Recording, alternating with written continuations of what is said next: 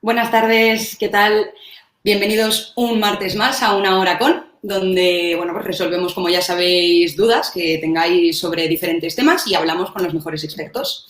La semana pasada estuvimos con Gemma Ubasar, que es una politóloga y profesora de la Universidad de Girona, y pues hablamos sobre la ley electoral, sobre los votos, con el motivo de las elecciones a la Comunidad de Madrid.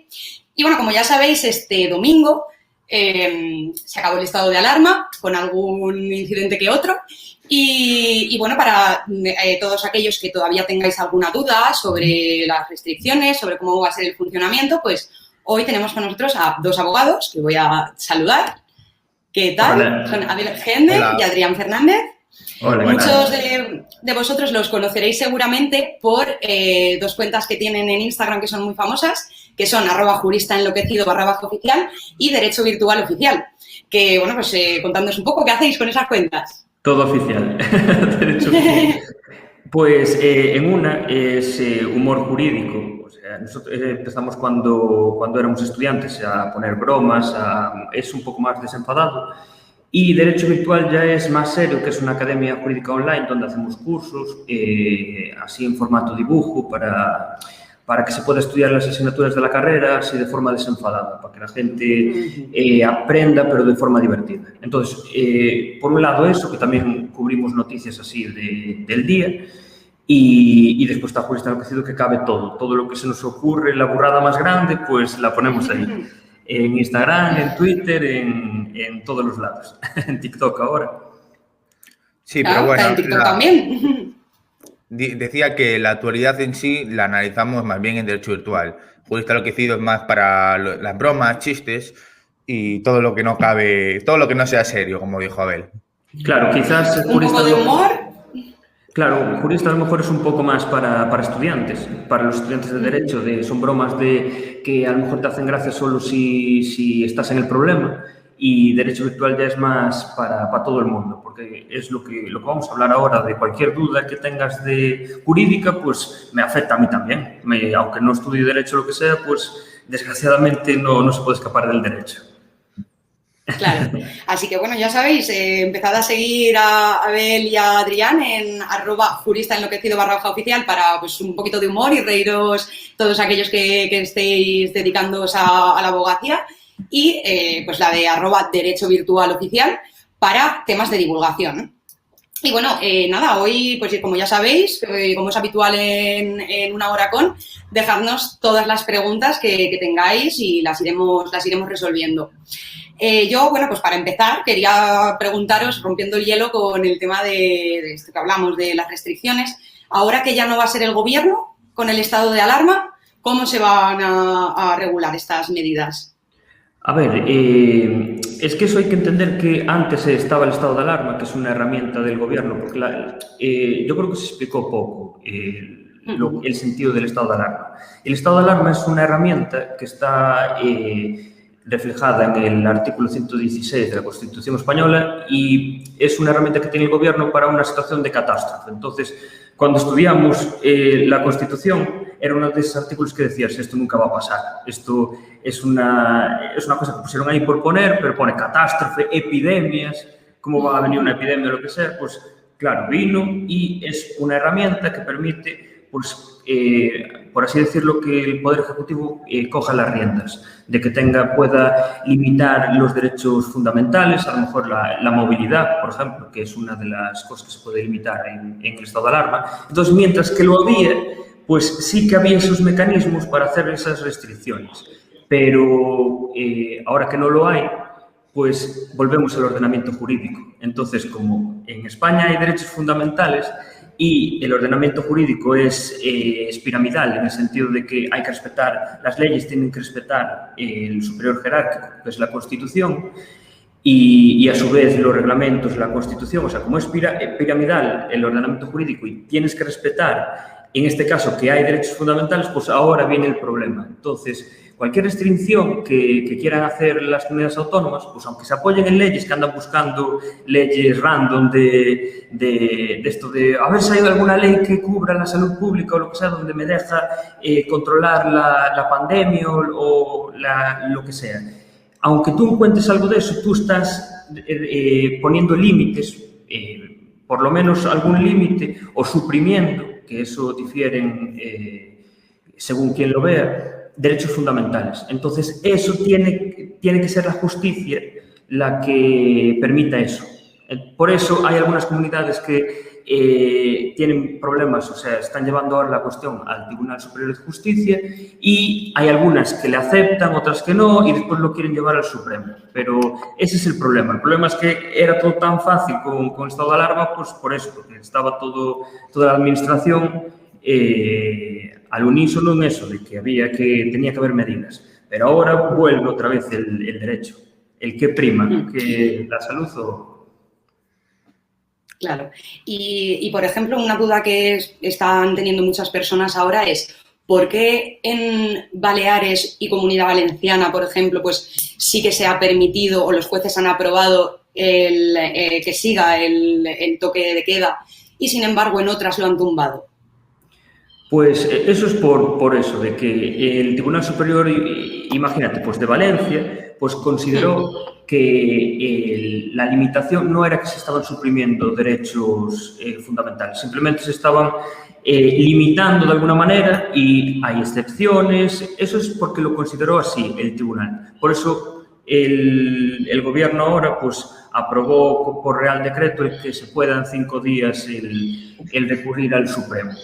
Entonces, en Valencia dijeron que sí, pues porque porque interpretaron las leyes de siempre.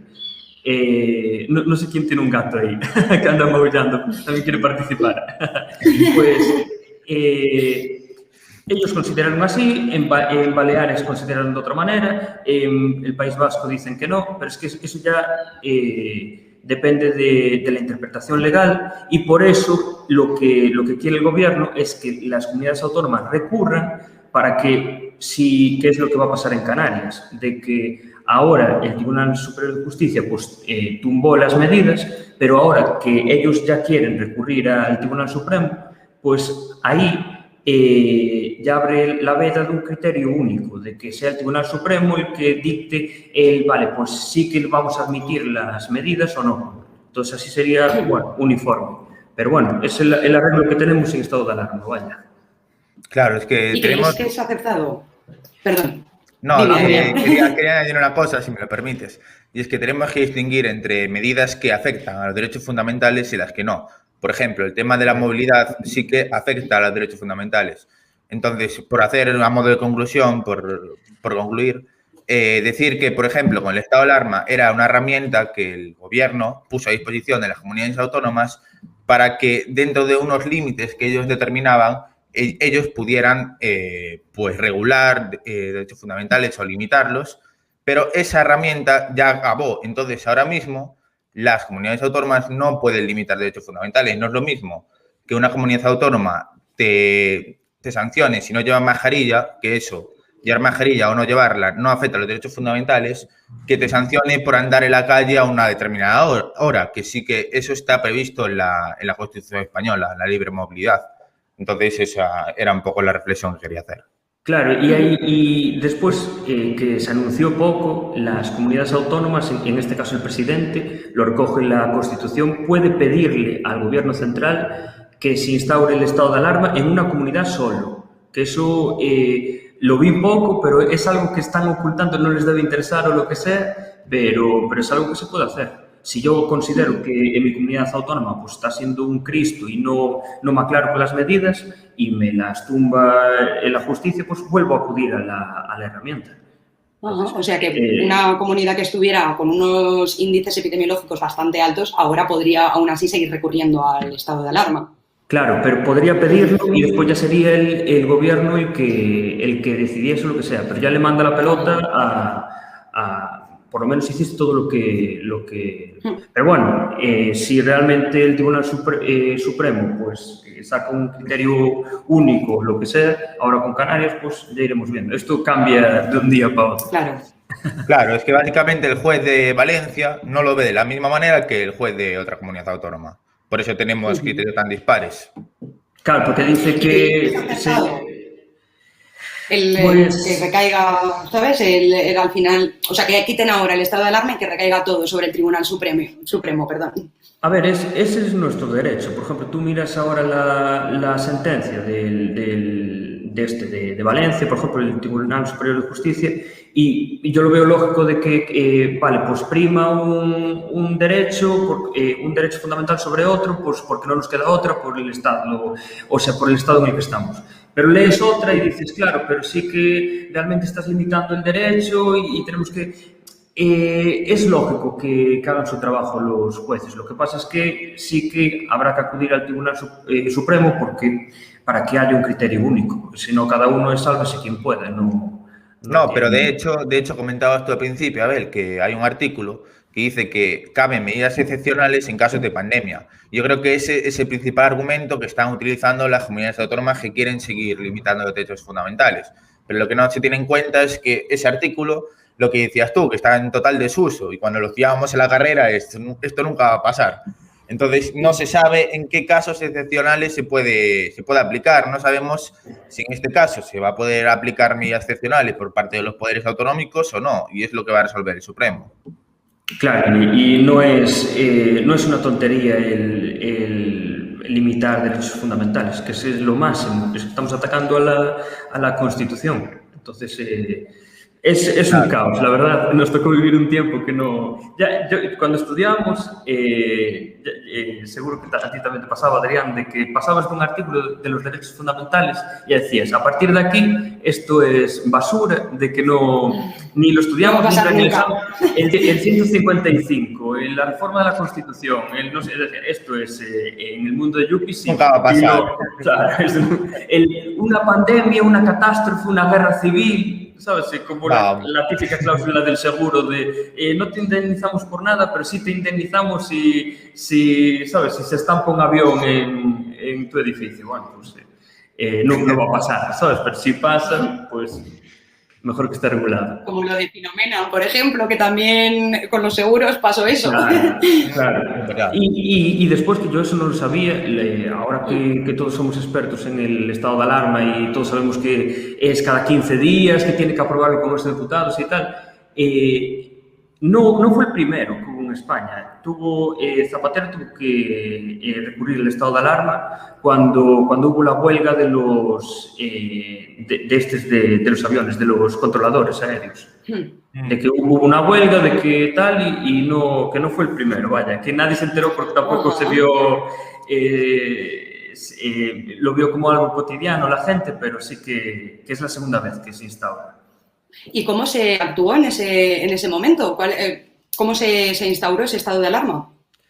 Pues la verdad, yo fue en 2011, o sea, empezamos la carrera en 2012, o sea, imagínate, pero eso hasta yo creo que duró poco, pero bueno, yo recuerdo que había sido breve. Yo recuerdo que había sido breve. Sí. Y es tipo, tú instauras el estado de alarma, vale, te dura 15 días o lo que quieras, si lo prorrogas el Congreso de Diputados, pero después tú lo utilizas en función de lo que necesitas, ¿sabes? Y ahí no había ni restricción de movilidad en el sentido de no había mascarillas, nada, la gente no lo notó. O por lo menos, a lo mejor éramos muy pequeños, sí que la gente lo notó. Pero qué va, no. Pero bueno, no es una anécdota. No es como el de ahora. No, como ahora no hubo ni la pandemia de la gripe, seguro que tampoco podías ir a todos los lados sin problema.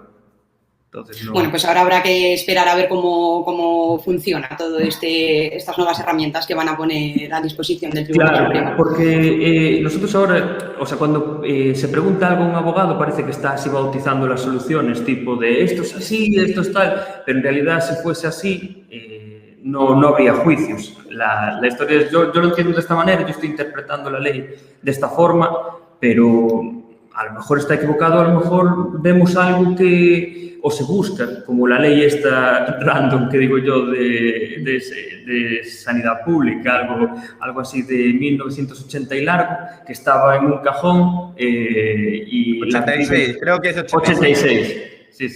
Pues la reviven porque les interesa, ¿no sabes? Entonces, la respuesta siempre es depende, en derecho. ¿Habéis notado que la gente ahora, vuestros conocidos, familiares y amigos, os preguntan muchísimo más sobre dudas de leyes y por todo esto que estamos viviendo? ¿O tampoco habéis notado mucho? Yo creo que sí. A mí me pasa al contrario. Yo creo que la gente está hasta las narices de normativa y me preguntan cosas, pero prácticas, nada de lo que se ve en las noticias porque al final el estado de alarma o cualquier cosa de estas afecta en general, pero no afecta a nadie en particular. Sí, porque te fastidia, pero no es un problema real que tú puedas poner solución. No está a tu alcance el poder cambiar las cosas. Yo no puedo ir al pueblo de al lado. Bueno, pues no hay dudas. Pues no puedo, si voy me multan. En mi caso sí, o sea, me preguntan, incluso quieren comentar la legalidad o ilegalidad del estado de alarma, es lo que más le interesa a la gente. O sea, bueno, también le interesa salir de esto, claro, pero bueno, mucha gente... Claro, ¿cuáles son mis derechos con el estado de alarma? ¿No? Claro, sí, y sobre la legalidad y ilegalidad, yo creo que es lo que más le preocupa a la gente, por lo menos por lo que he vivido yo. Y si tienen una multa, ¿cómo se puede recurrir? ¿Se va a llegar? Sí. Tal. Que eso es lo mismo. La multa, sí. Y así en general, ¿qué preguntas os suele hacer la gente sobre todo? Ya no solo con el estado de alarma, sino en general. Así una pregunta que se os ocurra que os hacen recurrentemente. Yo creo que de ocupas. A mí lo que pasa es que eso es subjetivo, ¿sabes? Que eso a mí me llega mucho sobre lo que me dedico yo, ¿sabes? Por ejemplo, yo te diría dudas de administrativo, pero porque yo soy abogado experto en administrativo. Entonces, está claro que soy yo el que estoy provocando que me pregunten sobre eso. No me van a preguntar de a lo mejor penal o algo que no llevo nunca, no me preguntan, ¿no? Claro. Pero la gente, yo ya te digo, yo digo mi perspectiva. Yo creo que la gente está tan cansada de leer en todos los sitios normativas, restricciones, no sé qué, no sé cuánto, que ya creo que hasta ya saben más que el propio abogado de las restricciones. ¿Hay alguno que te llega? Claro, digo que cuando fue lo del ERTE también fue famoso el tema del ERTE, preguntaba a todo el mundo por el ERTE, ahora ya no tanto, pero cuando salió el decreto es una locura. Pero es más noticias tipo, yo me acuerdo de Burger King ahora va a despedir a todo Dios, ahora Burger King va a admitir a todo Dios, un caos de más la noticia que el duda real, yo creo. Claro, con todo esto de los ERTE, además, el tema laboral es algo que pues, a la gente obviamente pues, le preocupa mucho. Y también era algo que yo quería que habláramos aquí. Porque, por ejemplo, pues como comentáis al principio, pues eran un poco preguntas de ahora que estoy en ERTE, pues a qué me atengo, cómo funciona esto. Pero ahora, que llevamos ya pues un año, más de un año de prórrogas, he visto también que hay muchas personas que tienen dudas, pues, por ejemplo, un poco más peliagudas, como, por ejemplo, alguien que está en, por decirte, un restaurante, por ejemplo, que está en ERTE, él no está trabajando, pero de repente en ese restaurante, pues un sábado van a tener más mesas de las previstas y en vez de contratar o de sacar del ERTE a su trabajador, contratan a otra persona. ¿Esto es legal? ¿Se puede hacer? No, o sea, no podrían. A ver, es que hay que distinguir entre categorías profesionales. Por ejemplo, si fueran los camareros los que estuvieran en ERTE, es decir, yo soy camarero, estoy en ERTE, y veo que contratan cocineros, en ese caso sí que podrían, porque realmente están contratando gente que va a desempeñar una función diferente a la mía. Sin embargo, si contratan camareros, no podrían, y de hecho eso se prevé en sanciones muy graves. Creo que hasta 180.000 euros llegaban las sanciones. Entonces eso en ningún caso, porque es que sería un fraude de ley. Sería usar la norma a mi antojo, no con el verdadero fin con el que se ha buscado. Claro. Pero, sin embargo, se está haciendo. ¿Por qué se puede hacer? ¿Sabéis lo que os quiero decir? Claro, pero hacerse está haciendo de todo. Ahora, en este momento, se está haciendo absolutamente de todo. Otra cosa, eso siempre, cuando te llega un cliente, es lo típico, de decir, no, pero es que esto se hizo toda la vida. Y dices, claro, se hizo toda la vida y tú también lo puedes hacer, pero de repente llega inspección y empieza todo el mundo a pensar cómo podría haber obrado mejor. El ERTE es para lo que es. ¿Y cómo podría, pues, por ejemplo, una persona que le esté sucediendo esto, qué debería de hacer, vaya, al final? Llamar a inspección, yo creo. Yo creo que llamar a inspección y decir, mira, ha pasado esto y... Porque tampoco creo que sea un tema de ir al juzgado y denunciar, ¿no? A ver, es que si, por ejemplo, tú, imagínate, mientras que estás... O sea, tú cuando la empresa decide estar en ERTE y solicita el estar en ERTE, tiene la obligación de mantener 6 meses, después, una vez que reactiven la actividad, tener 6 meses a los empleados. Si, imagínate, pues despiden o lo que sea, pues eso ya no está cumpliendo con los requisitos del ERTE. Entonces, si hay una inspección o si realmente se da cuenta la autoridad competente, pues ahí es donde vienen las sanciones y que tengan que devolver lo que cobraron, porque en realidad hubo ahí una exoneración de cuotas. Entonces, eso ya sería un fraude. Y después el trabajador, porque después esa leyenda que sí que tiene su razón de ser, pero eso de que ahora están prohibidos los despidos y lo que sea, los despidos, a ver, son como siempre tiene que respetar este 6 meses, pero una vez esos 6 meses, pues si el despido es objetivo, imaginaros si a lo mejor el trabajador está robando o lo que sea, es un despido disciplinario, por ejemplo. Existen los despidos. Que hay mucho, sí que ahora me acabo de acordar, que hay muchísima gente que dice, no, pero tranquilos, que ahora está prohibido despedir. Y no lo dicen en plan en chascarrillo de broma, que creen en realidad que todos ahora somos trabajadores fijos. Entonces, eso, que sí que pueden demandar. Ahora, cuando te despiden, pues tú demandas en el plazo de 20 días y tú puedes, después se declarará si el despido es nulo, si es procedente, si es improcedente. Pero yo me refería al caso de que tú estés en ERTE y tu empresa contrate a alguien para tu puesto. En ese caso no puedes demandar, tienes que llamar a inspección.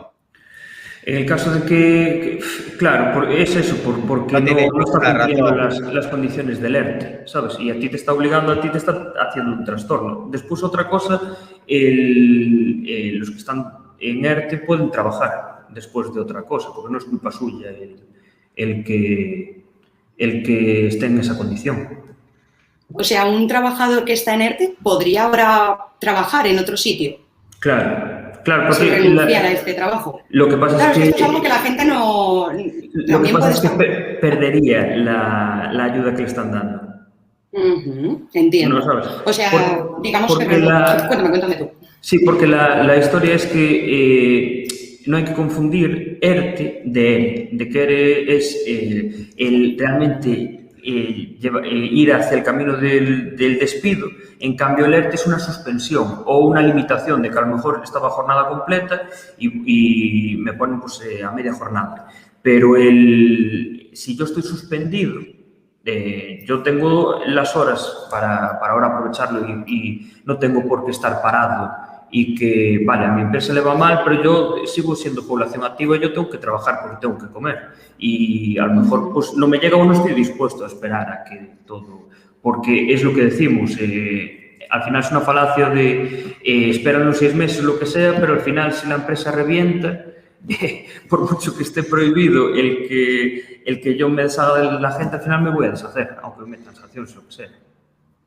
Claro, aquí hay muchas cosas que quiero también comentar, porque, bueno, para empezar, porque están preguntándonos por el grupo y hay que contestar también a nuestros espectadores, que preguntan en este sentido que para que un trabajador en ERTE pueda trabajar en otro sitio, ¿qué base legal tiene? Nos preguntan. Eso es para alguien de laboral. O sea, yo sé que sí, y realmente si tú ahora mismo lo pones en Google y vas a la página del SEPE, ya te ponen en la guía justo de tú estás en ERTE, pues tú puedes tal y ponen las condiciones. Es Es que yo creo que, o sea, un abogado tiene las herramientas para llegar a la solución, pero tú, por ejemplo, ahora mismo no puedes saber de derecho marítimo, tal. Muchos abogados lo dicen, pero están mintiendo, ¿sabes? La historia es que eso, que vas a la página del SEP y te aparece que es posible, pero bueno, Pero es muy interesante por lo que hablamos. Hay muchas personas que están en ERTE y que desconocen totalmente esto. O sea que está bien al menos ponerlo en conocimiento.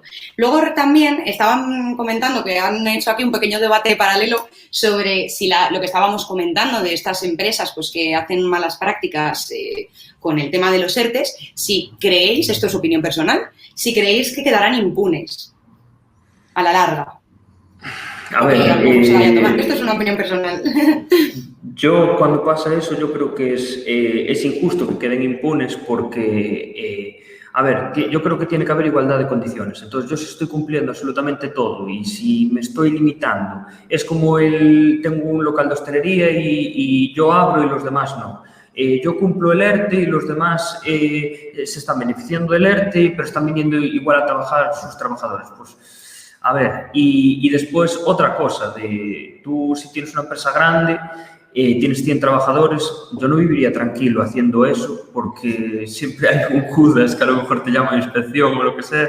Y es que es deber en realidad, aunque parezca que es una tradición o lo que sea, es que si no, no sería un mundo justo. Porque, vale, pues yo estoy en contra de esta medida o lo que sea. Vale, pues intento que cambie, pero para todos. Pero bueno, eso es opinión personal, ¿sabes? No es algo que quedarán impunes. Pues a lo mejor si son todas las empresas, no puedes sancionar a absolutamente todo el mundo. Es como... Claro, o sea, básicamente si alguien llama a inspección, pues habrá una inspección y después pues se le sancionará si se dan los presupuestos necesarios. Después también hay casos en los que han hecho eso, pero no hay pruebas. Ahí también quedarán impunes. Es decir, la impunidad tampoco, claro, no depende solo de si hay una llamadita o no. También, yo qué sé, si después no se prueba de que han hecho eso, porque muchas veces los contratan de modo en negro, es decir, no les hacen ni contrato ni nada. Es lo que decías tú, un sábado necesitamos más plantilla, cogemos a 3 chavalitos y les pagamos en mano y después, ¿qué pruebas hay de que yo he hecho eso?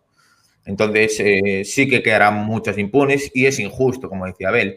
Quizá en las empresas que tienen una plantilla mayor, pues hay más riesgo, porque siempre hay alguien que se puede archivar o siempre hay más documentación o certificaciones. Y en empresas más pequeñas, pues quizá el riesgo sea menor.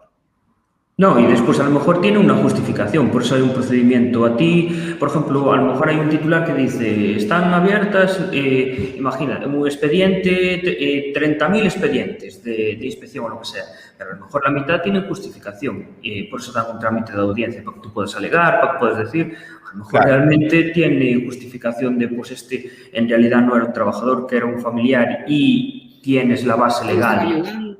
Claro, tienes cualquier justificación. O lo que comentaba yo antes, que es una categoría profesional diferente. Por ejemplo, claro, yo si tengo 4 camareros en ERTE, pero contrato cocinero, pues es totalmente legal, porque los camareros no pueden ejercer esa función.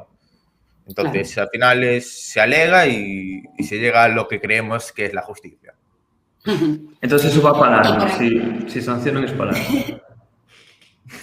Luego también es que es eso, que en realidad los procesos, pero es que las cosas de Palacio van despacio, ¿no? Pero los procesos es que tienen que llevar su tiempo, no se pueden resolver las cosas de un día al otro, ¿no? Que es lo que hablamos a veces de, vaya, sale el juicio ahora después de 3 años, pero claro, es un poco cómo funciona la justicia. La justicia es muy lenta, pero sí que hay veces que realmente a lo mejor al cliente le parece que es muy lento, porque tú cuando tienes un problema quieres quitarlo ya cuanto antes, pues no, hasta duermes peor, lo que sea, pero hay veces que yo digo, joder, pues menos mal que tenemos este tiempo porque hay tantas cosas que mirar que para tener una buena defensa tienes que tener tiempo. Y además, a lo mejor no es la única cosa que tienes en la cabeza, a lo mejor tienes varios procedimientos y en todo hay que darle muchas vueltas. Y no es, la verdad es la que es, pero a lo mejor tienes un montón de justificaciones, de puntos de vista, y es lo que vemos. Cada uno entiende la ley a su manera. Entonces... Y realmente muchas veces en procedimientos se efectúan diligencias para coger pruebas que después te pueden beneficiar o lo que sea. Claro. Y luego, por ejemplo, esta es la última pregunta, a no ser que alguien quiera preguntarnos sobre algo más de los ERTE, pero cuando se retiren los ERTE, por ejemplo, pues muchas empresas me imagino que aún así no van a poder volver a recoger a sus trabajadores. En este caso, ¿qué pasará? ¿Qué creéis que pasará? ¿O qué es lo que debe de hacer este trabajador si se encuentra con esta situación? Si se encuentra en la situación de que ya no lo readmiten. No lo pueden volver a... Exacto. Claro, a ver, mirando la normativa, en realidad el que se acogió a ERTE está obligado a durante 6 meses seguir con la actividad. Entonces no es una condición de lo que sea. Si no lo hace, pues está obligado a devolver, no cumplió con las condiciones, porque iba condicionado a eso.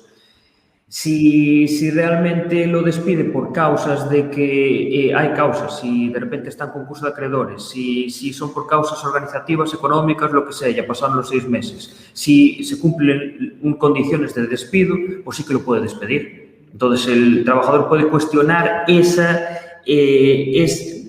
motivo de, pues son causas organizativas y realmente no las hay, o lo que sea. Y puede, lo que dijimos al principio, pues interponer demanda y ahí ya se dirimirá si es nulo, procedente o lo que sea.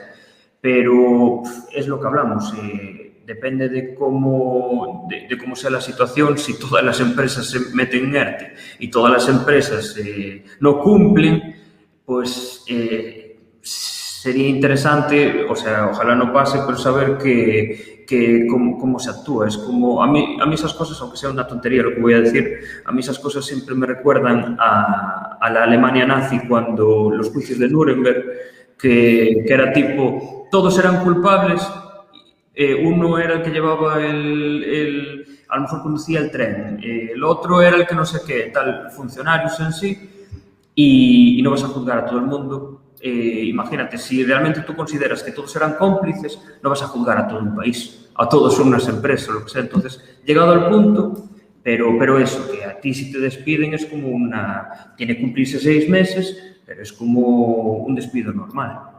Tiene que tener las causas que...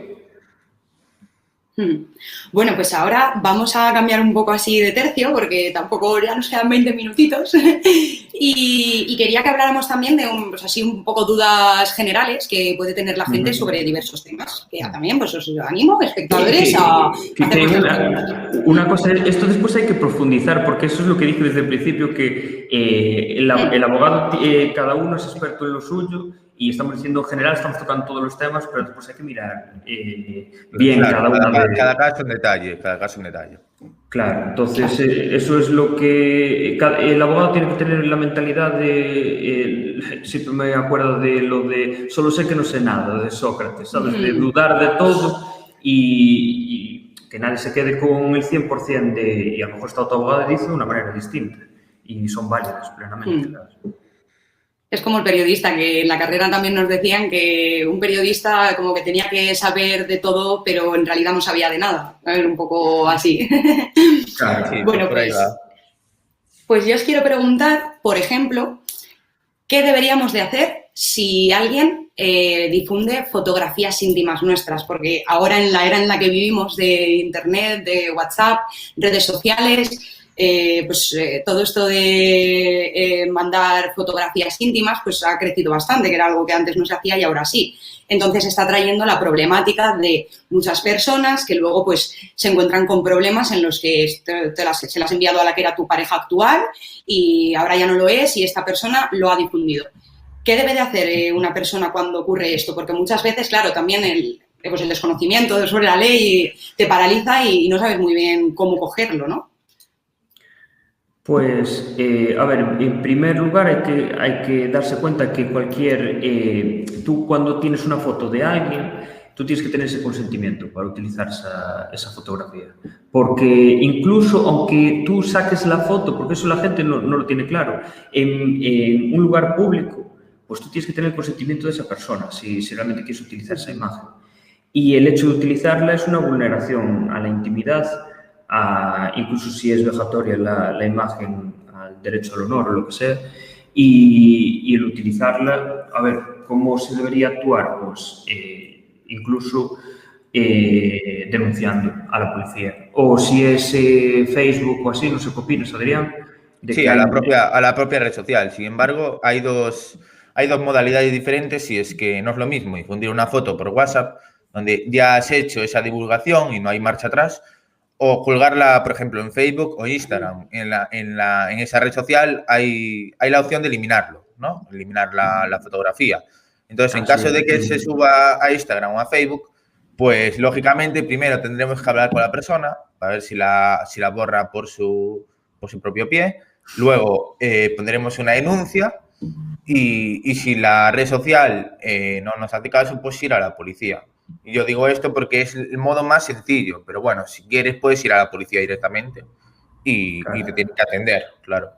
Claro, son los pasos del libro, es decir, primero hablas amistosamente con la persona, sí. Si es razonable, aunque sea una mafia de por ahí adelante, dice, oye, mira, por favor, ¿tendrías la amabilidad de...? No, a ver, tampoco así. Pero no, sí. Bueno, pero puede pasar. No, claro, claro. Sí, es que eso, incluso aunque, imaginaros, pues estando de fiesta, te sacan una foto unos amigos, la cuelgan sin tu consentimiento, en teoría tendrían que tener, porque yo a lo mejor pues considero que en el estado lamentable en el que estaba, pues atenta a mi derecho al honor claro, o lo que claro. Sea, el que se... O a lo mejor me está haciendo daño o lo que sea. Entonces, en teoría tendríamos que tener ese consentimiento. Y es que, de hecho, la ley le da mucho valor al derecho a la intimidad y por eso, si, por ejemplo, ya voy por la calle a una fotografía, yo, en teoría, tengo que tener el consentimiento de todas las personas que aparecen. Hay casos en los que hay otros derechos que se superponen por encima del derecho a la intimidad. Por ejemplo, tú que eres periodista, si, por ejemplo, hicieras un reportaje de la calle y aparecieran personas en el fondo, que tampoco fueran el objeto principal de la noticia, tú no tienes por qué pedirles el consentimiento a esas personas, porque es un material accesorio y se supone que el derecho a la información se superpone al de la intimidad. Pero ya te digo, esos son casos muy, muy tasados. Es decir, por lo general, aunque no se hace así, yo si saco una fotografía en la calle, tengo que pedir permiso a la gente que aparece. Claro. Ay. ¿Qué pasó? Te vemos, ¿eh? Perdón, no que ha habido un pequeño problema, ¿no? De conexión. Yo lo veo bien. Yo lo veo correcto. Vale. Muy bien, y luego también en todo esto de temas de derechos de imagen, hay un tema que además estuvo debatiendo mucho hace unos meses, creo recordar, que es el de grabar a la policía, por ejemplo, si, no sé, vemos que a lo mejor no están haciendo un uso debido de la fuerza o de su trabajo. ¿Qué pensáis y qué dice la ley? Más bien, ¿no? ¿Se puede grabar a un agente de la ley trabajando? Yo creo que sí. O sea, sí que puede grabar, pero el problema es el uso que le des a esas grabaciones. Es decir, si, por ejemplo, tú grabas a un policía por la calle y luego, yo qué sé, coges las grabaciones, las imprimes y las pones en las farolas, linchando al policía, a su nombre y a su familia, pues eso es ilegal y es un delito. Sin embargo, si tú tienes las grabaciones guardadas en tu móvil, por lo que dices tú, porque ha hecho una actuación que a tu juicio no es legal o no está bien, y luego la usas como prueba, yo creo que eso es totalmente legal, ¿o no? Claro. Sí, es que lo que hay que tener claro es que en una grabación, tú si estás grabando a alguien ajeno, pues tienes que tener el permiso, eso que vimos con la fotografía, de él o lo que sea. Pero si tú estás participando en esa escena, si tú formas parte tanto en audio como en vídeo, tú puedes grabar y es lícito. Entonces, si a ti, por ejemplo, llevándolo a mi terreno de administrativo, de una multa, de que te paran de tráfico, lo que sea, hay mucha gente que tiene miedo de solo ver un control, ya enloquecen porque el funcionario tiene presunción de veracidad. de que Claro. si no puede ser mi palabra como si fuera entre particulares, mi palabra contra la tuya, sino que va a prevalecer la de él, a no ser que tenga yo prueba en contrario. Y en ese caso sí sería legal el poder grabar la conversación porque yo participo en ella. Entonces, estoy grabando algo mío. Entonces, eso ya sería prueba de que realmente no me dijo así, de qué tal, de cualquier problema. Y eso es lo que pasa, es que como en la ley Mordaza de repente pone pero eso es lo que dijo Adrián, que lo dijo muy bien, de eso, de que si yo ahora mismo pongo fotos en las farolas de este fue, entonces estoy utilizando, Claro, ya eso es lo que no hay que hacer. nadie querría ser policía porque realmente sí que tiene que poner la cara, pero está cumpliendo órdenes de él. Y entonces tú estás atentando a esa persona y a esa... o incluso lo enfocamos como una persona normal. Tú estás grabando a él, pero no para ningún objetivo, sino porque para utilizar esas imágenes para lo que sea, pero no tienes su consentimiento. Claro, lo mismo si utilizas esas imágenes para subirlas a Facebook y denunciar a ese policía, tampoco puedes, porque estás manchando el derecho al honor. Y más cosas al cuerpo de la policía, claro, va en ese sentido. Y, por ejemplo, porque me estáis comentando que es, pues, yo, por ejemplo, ahora lo que comenta, pues me para un policía, cree que estoy infringiendo una norma y, bueno, pues yo considero, o es verdad, que está haciendo un uso desproporcionado del poder. Yo puedo sacar el móvil, grabar la conversación y, oye, mira, si vas a ir así, pues esto se graba y esto luego lo recurriré y tal. Pero, por ejemplo, si yo no estoy dentro, pero estoy viendo... Por ejemplo, pues a lo mejor en una manifestación, por poneros un ejemplo, en el que un policía esté haciendo un uso desproporcionado de la fuerza y yo no estoy dentro de esa trifulca, pero sí que la estoy viendo, la puedo grabar, ¿eso es legal? Es que tú podrías denunciar, entonces lo podrías utilizar como prueba, entonces tampoco le estás haciendo daño al... Lo que pasa es que sí que entra en conflicto con el que no tienes el consentimiento de él, pero es que es un delito flagrante que lo estás viendo, o el delito, estás viendo algo que quieres denunciar, pues yo entiendo que sería legal. Lo que pasa es que a lo mejor vais, lo interpongo y al final alguien te lo inadmite, pues por lo que sea. Pero yo lo entiendo. No sé qué opinas tú, Adrián, que sí que es interesante. Sí, yo entiendo que también es legal, porque realmente es un funcionario público y yo tengo derecho a grabarlo. Yo creo que va un poco por la misma línea de lo que comentaba antes, que, por ejemplo, un periodista puede hacer una fotografía a gente por la calle porque prevalece el derecho a la información al de la intimidad. Yo creo que aquí también prevalecería el derecho, como a decirlo de alguna manera, de saber qué está pasando, ¿no? De saber cómo está actuando un funcionario público al de la intimidad. Yo creo que aquí prevalecería, entonces yo creo que es legal. Claro, claro, y después también es la intención, yo creo que es tipo, joder, yo lo estoy grabando pues para denunciar, pero no estoy grabando para subir seguidores en Twitter, Claro, de poner, claro. mirad que la policía no sé qué, y por eso ahora la gente cree que, porque la gente no está pensando en tomar consecuencia de lo que está viendo, está a ver si subo un poco más de seguidores porque esto es indignante, entonces claro, ahí ya empieza que no lo quisiste para nada, sino para hacerle daño a la familia y a... Claro, es que yo creo que ahí tiene que existir una proporcionalidad. Me acuerdo de hace unas semanas que yo vi en TikTok que unos chavales iban hasta la casa del youtuber Ibai y mostraban todo el camino y todo, y entonces lo grababan dentro de su domicilio. Que a ver, para empezar, grabar a alguien en su domicilio es ilegal, ¿no? Pero eso en es ese caso, ilegal. claro. Allanamiento. Sí, se lo dejo pasar. Ahora hablaremos también de eso. Sí, pero yo en ese caso, por ejemplo, es lo que decía Abel, que realmente ¿con qué intención estoy haciendo eso? Lo estoy haciendo con intención de subirlo a TikTok, que me digan qué chulo esto que haces, qué guay, Ibai, no O sé crear qué, polémica. y subir seguidores, crear polémica. Entonces, con esa intención, obviamente, no te va a amparar la ley ni el derecho. Pero bueno, todo es justificable, todo es justificable. A lo mejor, yo qué sé, pues le encontramos otra manera. Quiero hacer esto, voy a buscar la argucia legal para que sea legal. Bueno, Sí, Echa siempre la se ley, puede. echa la trampa, ¿no? Sí. Dicen las malas lenguas.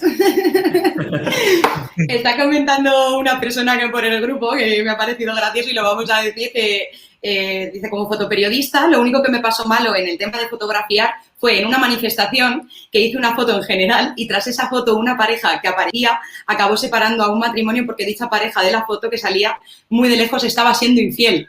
O sea, una anécdota que comparte con nosotros, pero en la que, mira, cosas que pasan sobre las fotografías en el espacio público.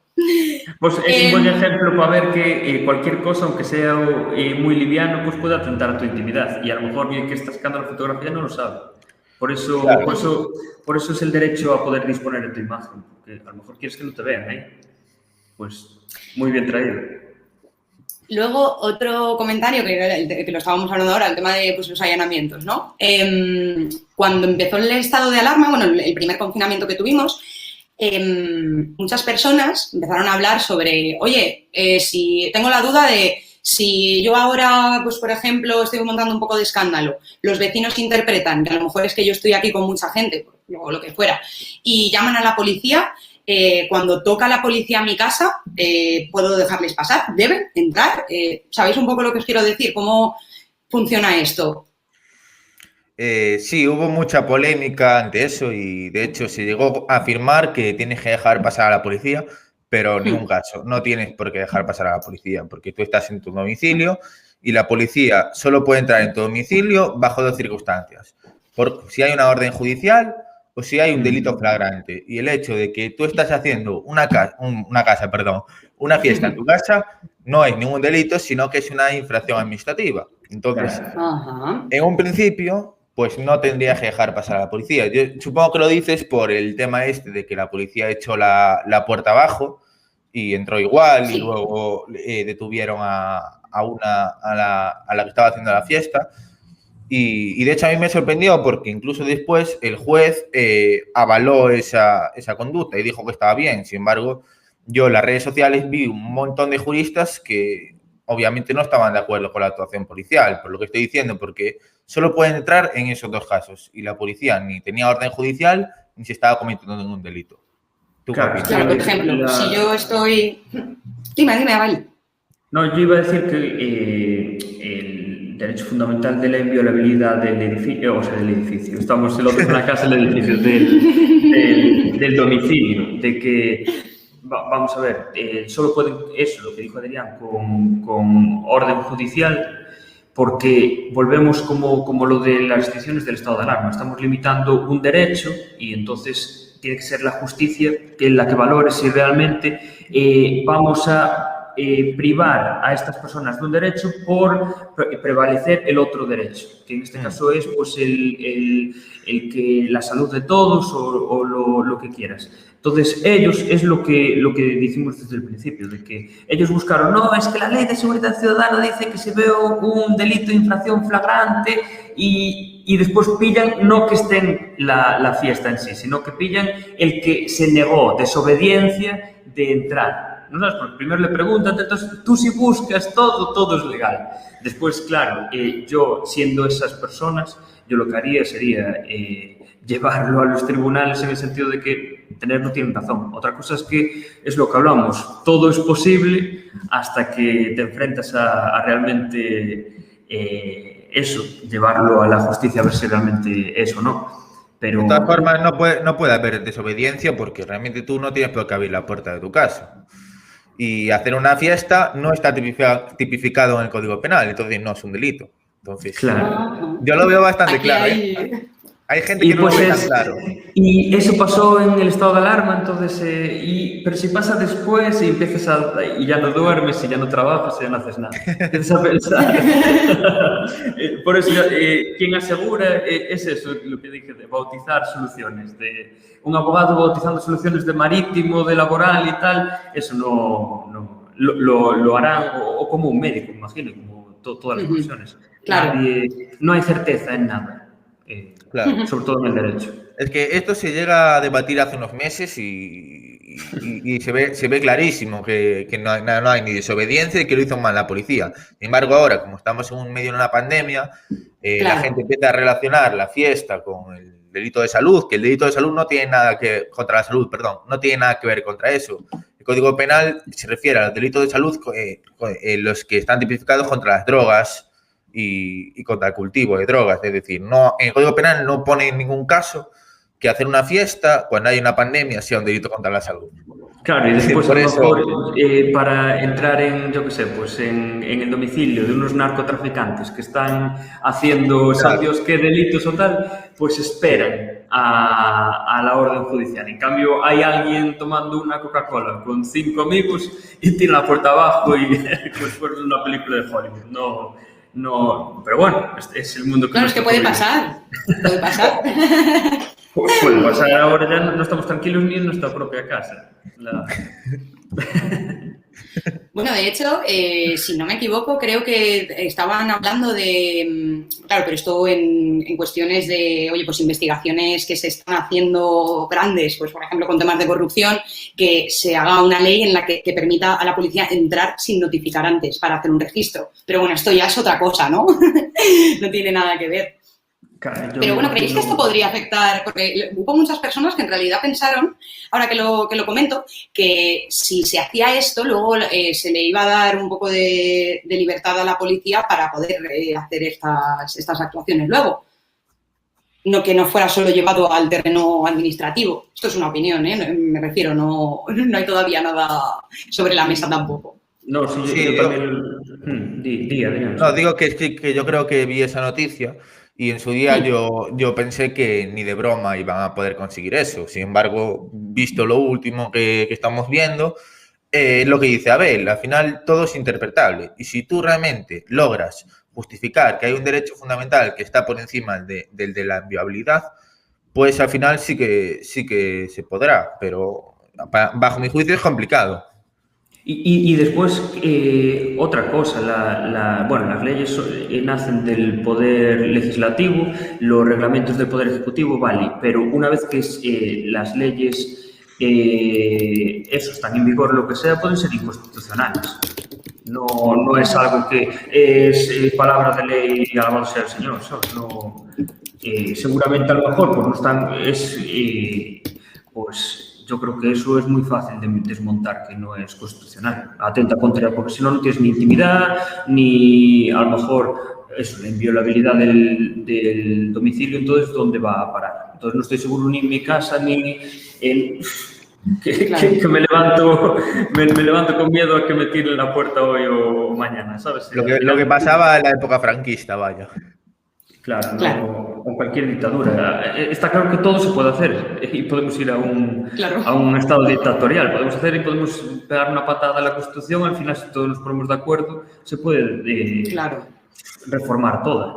Podemos ir a donde queramos. Nada es seguro, eso es cierto, de que a veces creemos que todo lo que hemos conseguido ya está aquí para toda la vida y no hay que confiarse tanto, a veces. No, esto lo tenemos mientras lo respetemos. Si nadie lo respeta, aunque exista y aunque sea legal, pues está aparte. Por eso, bueno, filosofía. Claro. Bueno, nos estamos ya acercando a la recta final del programa y bueno, antes ha habido un tema que has comentado, Abel, que era sobre que, pues cuando te he preguntado, oye, ¿qué dudas suelen llegaros? Que era el tema de los ocupas. Y es algo que también viene dando muchos temas en la actualidad, muchos quebraderos de cabeza para muchas personas y ha habido un debate y bastante polémica, ¿no?, en la sociedad con todo esto. Y yo os quería preguntar cuál es la ley que hay, o sea, cómo actúa frente a este tipo de cosas. Yo ahora, por ejemplo, pues, que es ¿cómo decirte? El miedo que tienen muchas personas de... Además, ahora que llega el verano, pues me voy a ir de mi casa, ¿qué pasa si me lo ocupan?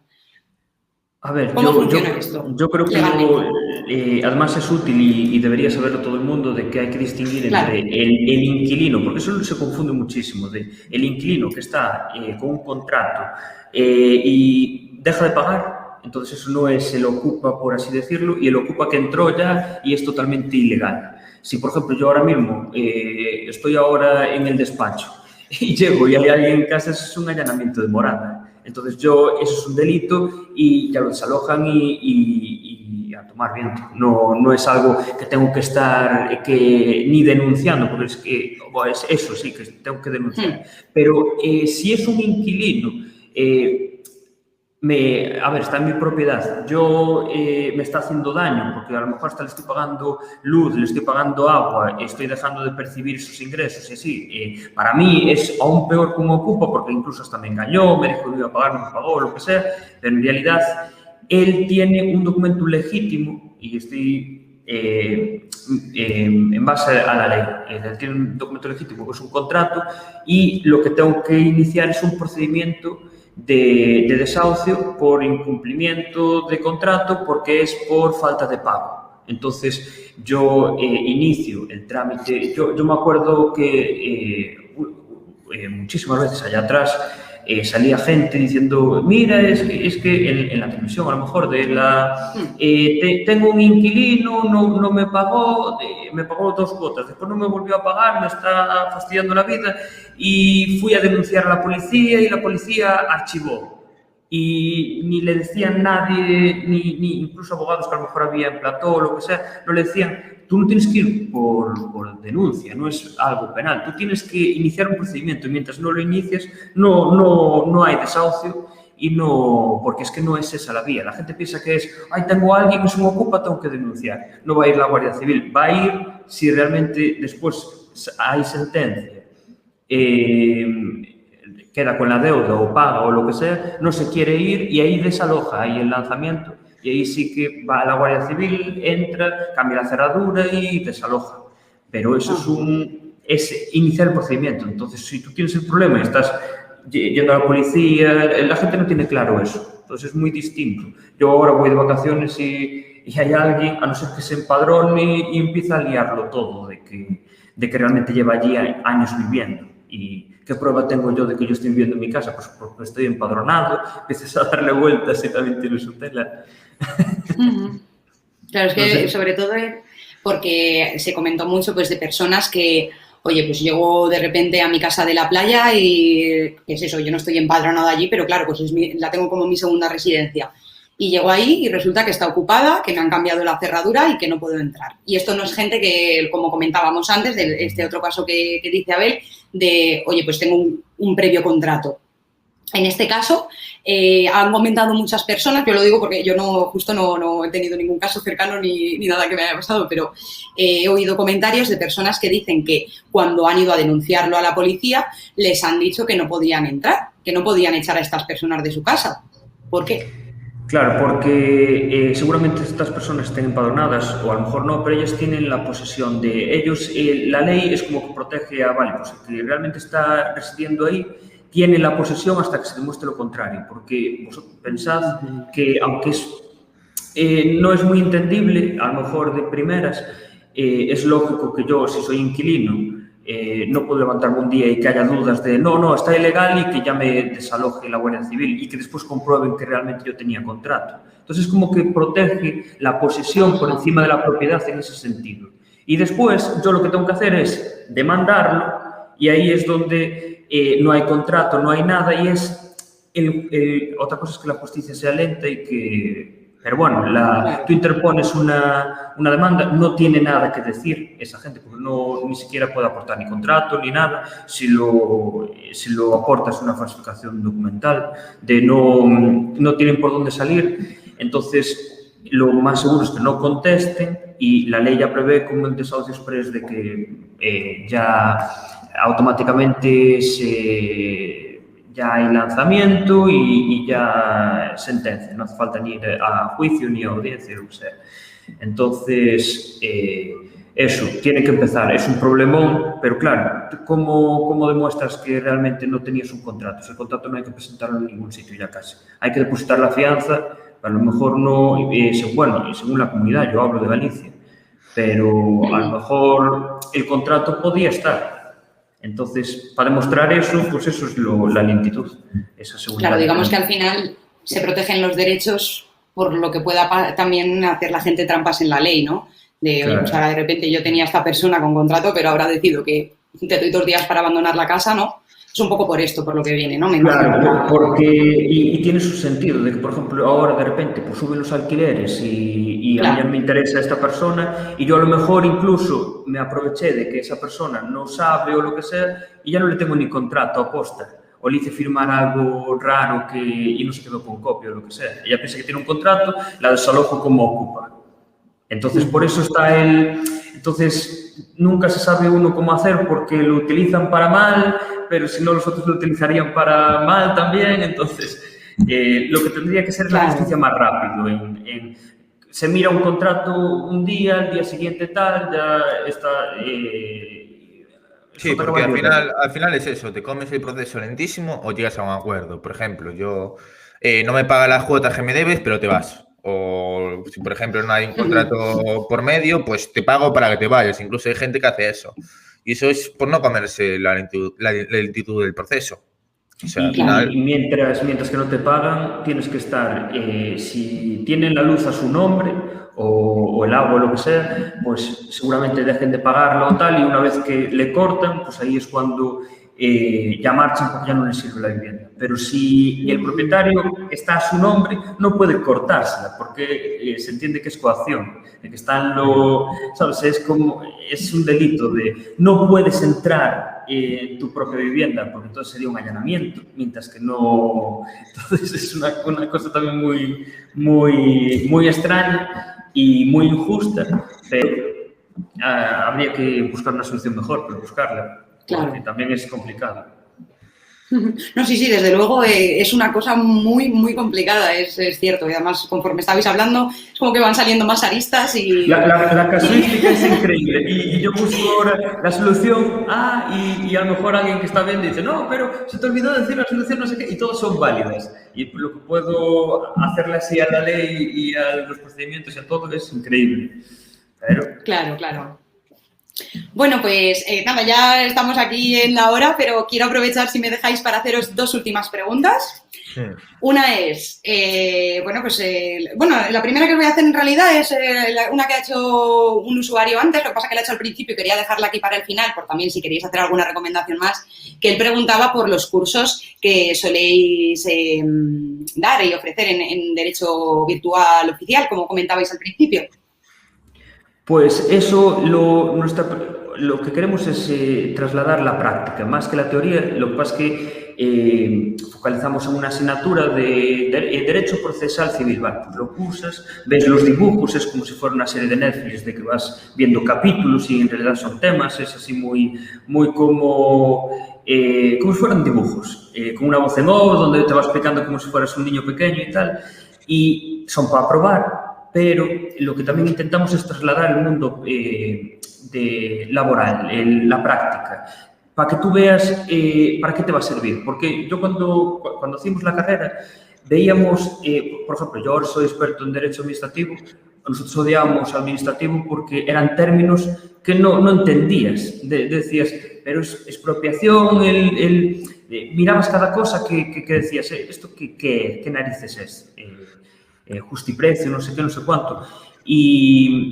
Pero yo creo que estudias con más ganas si realmente ves para qué te va a servir. O incluso a lo mejor yo no quiero ser abogado o yo no quiero dedicarme a nada del derecho, pero es lo que hablamos, me va a ser útil de por vida. Claro. Porque no voy a escapar siempre voy a estar o contratado o a lo mejor tengo una empresa y me va el derecho mercantil o puedo tener cualquier duda, cualquier conversación incluso o tengo una multa de la administración, ahora de repente me conviene grabar, no va a estar un abogado seguido, ahora tienes que grabar, ahora tienes que no sé qué y tal, es útil. Por eso los cursos, el sentido es eso, que apruebes la asignatura, pero la suscripción no caduca. Los puedes ver todas las veces que quieras y el sentido es eso, ver en la práctica cómo se redacta una demanda, cómo tal, cuáles son las preguntas que te tienes que hacer, de nunca tener certeza, siempre hacerte preguntas. Yo hago todos los días los mismos casos y como si fuera el primer día. Me pregunto todo como un esquizofrénico. Hay veces que digo, pues ya no pienso más, ya lo mando así y tal, pero qué vale. siempre cambia todo. Entonces, más enseñar la herramienta que yo creo que es lo que tiene que pensar siempre un abogado. El abogado lo que sabe es la herramienta que le lleva a una solución, pero soluciones no sabe, tienes que buscarlas siempre. Cada día y cada época son distintas. Es muy interesante. Sí, pero digo que también los cursos están a un precio muy asequible. Es decir, nosotros, por ejemplo, estamos hartos de ver cursos por 300 euros, 200, 400. Estos no, estos son entre 20 y 50, solemos vender nuestros cursos. Muy bien. Entonces, claro, porque suponemos que un estudiante pues no tiene la capacidad económica para meter más de 50 euros en un curso. Y el contenido es grandísimo. Así que, espectadores, seguid aquí a estas dos cuentas y ya sabéis, echadle un ojo para cursos y lo que queráis. Y bueno, ya pues por último voy a haceros la última pregunta, que esta es un poco... No es nada malo. Creo que es más personal. Es más personal. Y además es una duda que también creo que... Bueno, no una duda, sino una curiosidad más bien que tenemos muchas personas. Que es cómo defender a un asesino. En el sentido de, por ejemplo, pues ahora también estos días, volviendo a la actualidad, el rey del cachopo, que es un caso bastante, no sé, que te pone la tripa del revés, ¿no? Por todo lo que lleva. Bueno, para el que no lo sepa, pues este señor era un señor que, descuartizó a su mujer y todo esto y tenía un restaurante de cachopos. El caso es que bueno, yo me pregunto, ¿cómo un abogado se pone en ese papel de defender a alguien que sabe que ha hecho algo mal y algo tan mal como esto? Como, por ejemplo, José Bretón con el tema de sus hijos, cuando los incineró. Claro, porque al final todas estas personas tienen que tener una defensa. Pues, ¿quieres decir algo? ¿Quién se arranca? Venga. Pero te refieres en el tema moral, ¿no? En el tema moral más. Claro. Exacto. No en tema legislativo, sino más de como persona, bueno, a lo mejor vosotros no os habéis tenido que enfrentar a esto, pero a lo mejor tenéis amigos que sí. El tema es que, por ejemplo, tú estás en el turno de oficio, eres abogado del turno de oficio, no te queda más remedio que defenderlo, porque a ti te asignan los casos. Puedes plantear una cuestión de, no sé cómo se llamaba, Abel, de moralidad o algo así. O sea, yo no puedo defender a esta persona por mis cuestiones morales, pero no, o te la dan, igual te la dan, pero igual tienes que seguir con el caso. Sin embargo, defender a alguien, la gente no se da cuenta de que defender a alguien es defender su inocencia. Si, por ejemplo, yo estoy defendiendo a un asesino, yo no tengo por qué decir que no lo hizo. Yo puedo decir que lo hizo, pero buscar la menor pena posible. Entonces, eso es lo que mucha gente no entiende. Claro, y en cuanto yo iba a decir eso, sí. Y en cuanto a la moralidad, pues depende de cada uno. Hay abogados que sí que pueden, otros que no, otros que en el turno de oficio sí, pero luego si están de modo privado no lo defenderían ni de broma. Lo más habitual es que haya objeciones morales. Yo, por ejemplo, me acuerdo en el máster de abogacía que nos preguntaron si defenderíamos a un asesino. Éramos como 30 o 40 y levantamos, yo entre ellos, 3 la mano. Yo lo veo como que es lo que dice Adrián, de que tú, por ejemplo, ahora mismo tu cliente es alguien de esos y ya es todo el mundo, ya sea por bombardeo de información o tal, ya saben que cometieron ese delito.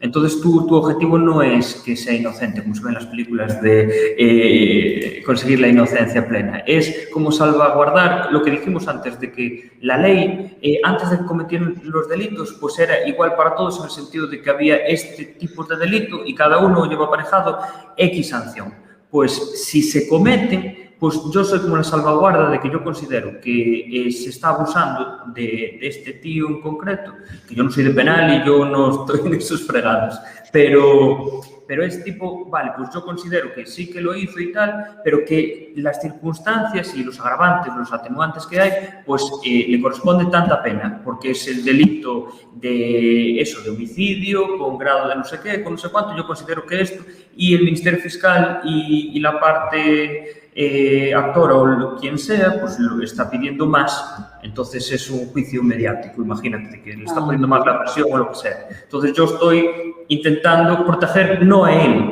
yo lo entiendo así, sino a la justicia, porque después otra cosa es la moralidad de decir, pues a lo mejor hay que aprobar una ley para que haya más pena para esto. ¿Sabes? O a lo mejor dices, joder, porque es muy injusto que sea abuso sexual y no que sea agresión sexual. Vale, pero tal y como está redactado, entonces está mal. Entonces mirad al Poder Legislativo, de que es mal la ley. Pero yo ahora mismo lo protejo para bien y para mal. Yo después a lo mejor llego a casa y digo, este ocupa, yo no estoy de acuerdo con que lo pague o lo que sea, pero como abogado o lo que sea, pues protejo a lo que hay, entonces habrá que cambiar las leyes, pero si no, es una inseguridad total. Bueno, lo bueno también que tienen las leyes es eso, que se van cambiando y se van adaptando un poco a la realidad social, ¿no? A la actualidad que vivimos. Entonces, pues también está bien hacer esas reflexiones desde dentro de... Sí, está claro. De todas formas, nadie es asesino hasta que una sentencia diga lo contrario. Exacto. Todo el mundo es inocente hasta que se demuestra lo contrario. Claro. Bueno, pues venga, pues cerrarme con una anécdota de vuestro caso más particular. Ya no te digo el peor, el mejor, sino el más curioso o que haya sido como una anécdota que siempre contéis. Pues no, a mí lo que me llama la atención siempre es lo que dije, de que todo Dios ande con certezas, de que a lo mejor la estás fastidiando muchísimo, pero y a lo mejor se lo estoy diciendo yo como abogado o un asesor fiscal o lo que sea. No, pero es que mi abuelo siempre hizo lo mismo. Yo es lo que más destaco, de mi abuelo siempre hizo lo mismo, pero tu abuelo vivía en otra época, pero es que nunca tuvo una inspección o hay gente que dice, si hay una inspección empieza a correr y ya está, no me pueden registrar. O sea, ves cada cosa que quedas... o sea, que ahora para infringir la ley hay que ser atleta. De que sí, el que más corre es el que se libra. Ves cosas así, o sea, tonterías. O sea, casos, yo creo que todo lo que te viene es un problema y es respetable y no... Tampoco es algo que me llame mucho la atención de Dios, que parida más grande o lo que sea, porque al final es algo que es un problemón, que si te pasara a ti es un problemón grande y ya lo ves con otros ojos. A lo mejor si lo vieras desde otra perspectiva dirías, vaya tontería, pero a mí, como se convierte en tu problema, ni me hace gracia. No sé, a lo mejor, yo soy yo en mis circunstancias. A lo mejor es ridículo, pero a mí hasta lo vivo, porque delegaron ese problema a mí tampoco. No sé qué opinas tú, Adrián. Sí, a ver, yo quería compartir más que nada una reflexión y es con el tema del asesino este. Y yo hace unos años estuve, bueno, como becario, pero estuve en un caso de un chico que había asesinado a su novia y me di cuenta de que es mucho más complicado acusar que defender. Porque tú si defiendes, pues, a ver, tú tienes tu cliente que ha hecho algo malo y vas a coger las atenuantes y vas a intentar aplicarlas al caso, ¿no? Pero tú si acusas, tienes que hacer como un puzzle y crear una historia y que esa historia sea verídica. Es decir, ¿me entiendes, Abel? Salió yo qué sé, a las 2 de la mañana de aquí, después pasó por aquí, pero tienes que tener una prueba de que pasa por ahí. Luego hizo esto, tienes que tener también otra prueba. Es como un puzzle en el que si no encajan todas las piezas, al final va a haber presunción de inocencia, por decirlo de alguna manera. Es que eso pasa... Y ahí es donde se aprovecha el otro. Es que pasa en todas las ramas. El que empieza, da igual que sea administrativo, laboral o tal, tú lo que estás creando es la verdad, vale, la estás poniendo, pero estás poniendo el escenario donde la defensa va a atacar. Donde va y claro, es mucho más fácil ver el mundo y atacarlo. Criticar es más fácil que hacer. Entonces, sí, es lo que me di cuenta yo. Es buscarle también en administrativo, te viene una multa y automáticamente tú miras si está bien, si tiene efectos de forma. Después sí aplicaron bien las leyes y tal, no sé qué. Pero el que la hizo, el que creó es el trabajo que hubo, aunque se amortice por más leyes, de crear el reglamento en el que está respaldado la multa, el acto, la investigación. Hubo un montón de trabajo que tú a lo mejor dices, pues está prescrito. A tomar viento. Entonces ya está. Claro, ya está. Y ya está. Y eso también pasa en penal. Tú estás, o en cualquier. Entonces siempre es mucho más fácil, pero después también tienes la otra parte de que también tienes el problema y te quieres librar de él, pero el que se defiende es porque se defiende de algo. ¿Sabes? Yo siempre prefiero estar en lo otro, porque soy el que estoy atacando, lanzo una granada y explota en la casa del vecino, pero yo estoy tranquilo hasta que me la tiren a mí. Pero defenderse de la granada, ¿sabes? Yo siempre lo pienso así. Yo prefiero tener menos margen, pero la libertad de poder ser yo el que lance el problema. Claro, claro, es muy interesante, es verdad, esta reflexión que nos lanza Adrián y oye, que para los que no estamos dentro de vuestro trabajo, pues es verdad que creo que nos ha llevado a pensarlo, ¿no? Algo que no nos habíamos planteado nunca.